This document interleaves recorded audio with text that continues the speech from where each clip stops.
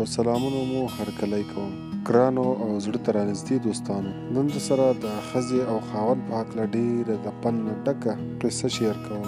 او قصه څه داسې ده چې د شپې 2 بجې وې، نیمه شپه وه او ټوله دنیا په خواږه خوب ویده وه، او ورسره په یو کور کې یو ښځه او خاوند هم د نورو په شان په خواږه خوب ویده وو. د شپې 2 بجې وې چې ښځې د خاوند د څنګل څخه ډېر په قراره سر اوچت کړ او په میز پروت موبایل یې هم ډېر په هنر اوچت کړ چې خاوند یې خبر نشي، او د کوټې څخه بهر لاړه. خاوند یې دا هر څه ولیدل.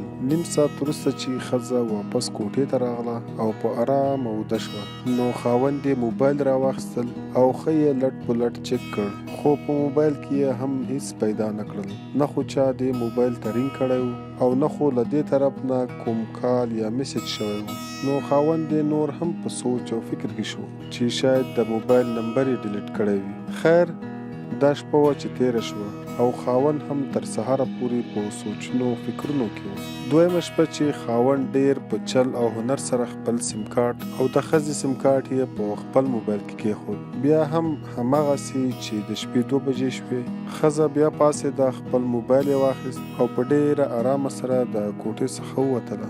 خاوند یې نیغ په کټ کې کېناسته چې د چا رینګ به اوس زما د ښځې په سیم کارت باندې راشي، خو د هیڅ چا رینګ هم پرې رانغی. څه وخت وروسته ښځه واپس خپلې کوټې ته راغله، موبایل یې په میز کېښود او په ارامه سره ویده شوه. د خاوند سره نور هم سوچ او فکر زیات شو چې آخر زما د مېرمن په دې نیمه شپه بهر وځي او څه کوي.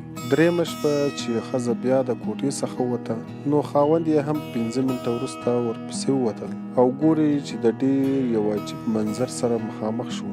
ښځه یې د کور په یو محفوظ ځای کې په مانځه ولاړه ده او ځان ته یې د موبایل رڼا لګولې ده. خاوند یې لږ ساعت دپاره نږدې ورغی او پټ کېناستل.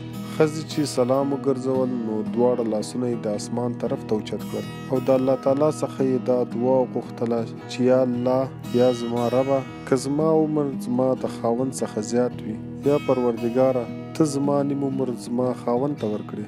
د الله تعالی څخه مو دا دعا ده چې الله تعالی دې داسې دینداره او نیکې ښځې هر چا ته ورکړي. د دې ویډیو او د قصې مقصد همدا دی چې په هیڅ چا هم شک ونه کړئ. له هر څه نه مخکې لومړی ښه څېړنه کوئ او بیا وروسته تصمیم نیسئ. امید ده چې زموږ د نن ورځې ویډیو به مو خوښه شوې وي. که مو خوښه شوې وي نو لایک یې کړئ، شیر یې کړئ، او د نورو داسې خوندورو ویډیوګانو لپاره زموږ چینل پښتون ټایم خامخا سبسکرایب کړئ. تر بلې ویډیو مو په لوی رب سپارم.